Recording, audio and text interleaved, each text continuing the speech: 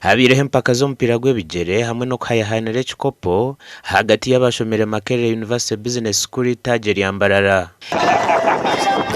Empaka ezi zibere zine timu mukaga harimo ya Pioneers intake y'2017 kuze 2011, intake y'2012 okuhika 2017, intake y'2018 okuhika 2020, guild team hamwe na MUBS team. Kandi empaka ezi aho zigerire kuhwa timu ya intake y'2018 okuhika 2020 niyo etwire ekikopo bweru kusinga y'2012 okuhika 2017 na goro inahari 2.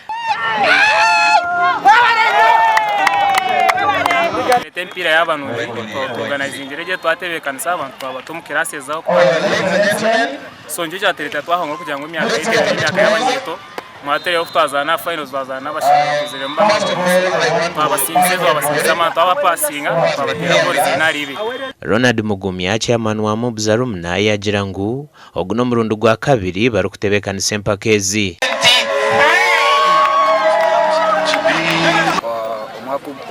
Okwisha bagi baryaha bokoreke taranta umupira draft nemuzane ndijo yona kandi football timu ya 2018 2022 no batwara ekikopo ko mwashireba bueno hatin tugumiza muntu za dream ekikopo.